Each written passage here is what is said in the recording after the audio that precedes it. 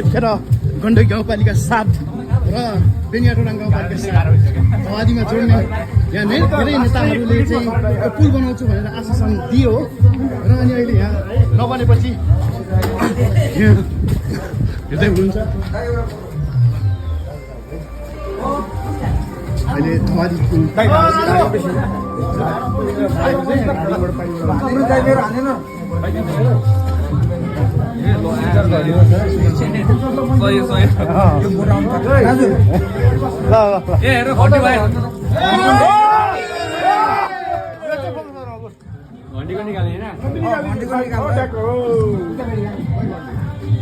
के घन्टा घन्टीमा एउटा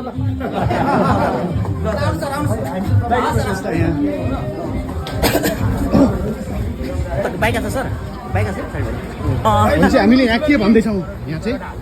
विशेष लास्ट टाइम पुग्यो दाइ अन्त पुलको हालत हेर्नुहोस् एकचोटि पुल देख्यो भने दायाँ बायाँ काहीँ लट्ठा छैन दाइ एकदम पिडमा छौँ यो पुल बढी भयो दाइ 6 महिना चल्ला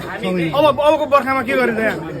ल भन्नुहोस् त हामी त यो ठाउँको बासी हुनु दाइ हामी कहाँ जाने अब अहिले गएर के 4 किलो 5 किलोमिटर तल जाने हो र हाम्रो त भइसक्नु भयो नि अस्ति दाइलाई यति मात्रै हो सपोर्ट फुल सपोर्ट छ तर दाइले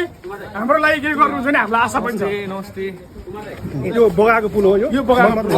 यहाँ कुनै उयो केही पनि छैन यहाँ केही छैन नयाँ बायाँ लट्ठा केही छैन धेरै कुरो चर्चा आयो हजुरले उहाँदेखि पनि बुझ्नु भएको छ होइन यहाँ पनि सुनिहाल्नु भयो यो अहिले हामी हिँड्न सक्ने कि छैन सबै उठिसकेको छ यो मर्मत गरेको हो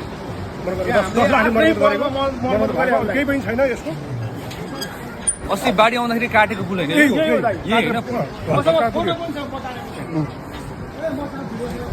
अस्तिको बाढी आउँदाखेरि हो त्यो एपिएफ आएर काटेको हो होइन काटेपछि होइन यो कति पुरै बगाएको हो चाहिँ होइन पुरै चाहिँ निकालेको हो चाहिँ होइन पुरै मर्मत गरेको हो एपिएफ काटेको नि अर्कै तलको अब यहाँ केही पनि छैन अनि पुलको टेन्डर धेरै जान्छ होइन के दाइलाई यति मात्रै सपोर्ट केही छैन दाइ सबै लठाहरू तल बगाएर पुगेको हो हामी यो सपोर्ट केही पनि छैन हाम्रो घ्याल्चोकको लाइफ लाइन हो यो घ्याल्चोकको लाइफ लाइन हो 40 वर्ष भन्दा यहाँबाट आश्वासन दिएको पुल पक्की पुल बनाउँछु हो क्या यो अहिलेसम्म केही आश्वासन छैन जब तिनको चुनाव पार गरेर टेन्डर बारम्बार टेन्डर हाल्छ तर त्यो टेन्डर कहाँ पुग्छ कता पुग्छ तर अहिले भनेपछि के छ भने 3 करोड बजेट परेको छ बजेट पार्न समस्या होइन त्यो पेन्डिङमा गएर बसेको छ जनजी आन्दोलनको कारणले गर्दाखेरि यसलाई क्रियान्वयनमा ल्याउनको लागि अहिलेको महत्त्वपूर्ण भूमिका होस् भन्न हामीले यति बहल गरेर यति कुरा कति कुरा मात्रै बुझिनु होला सर्वे यही छ सर्वे भएर नि पुल नबनेको अवस्था क्या हामी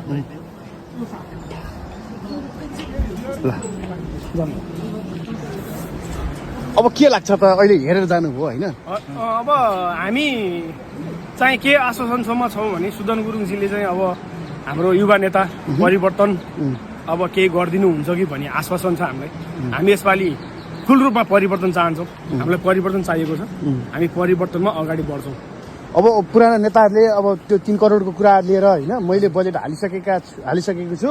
अब त्यसलाई कार्यान्वयन गरेर म तुरन्त पुल बनाउँछु भनिहाल्यो भने होइन अब पुरानोमा नफर्किनु दाइ है हामी पुरानोमा फर्किँदैनौँ दाइ पुरानो फर्किनु हामी एकचोटि नयाँ युवा नेता चाहन्छौँ देश परिवर्तन चाहन्छौँ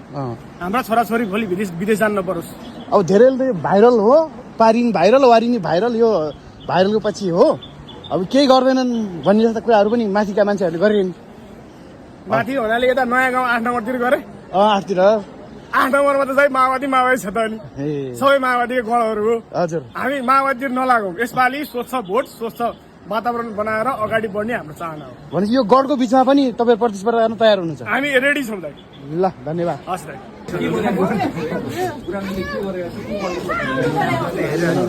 पछिल्लो पिरियडमा चाहिँ यो जनजी आन्दोलनभन्दा अगाडि चाहिँ हाम्रा काङ्ग्रेसका भाइहरूले चाहिँ अत्याधिकै मिहिनेत गरेर चाहिँ 3 करोड पार्न लगाएको हो यो केन्द्रीय बजेट हो यो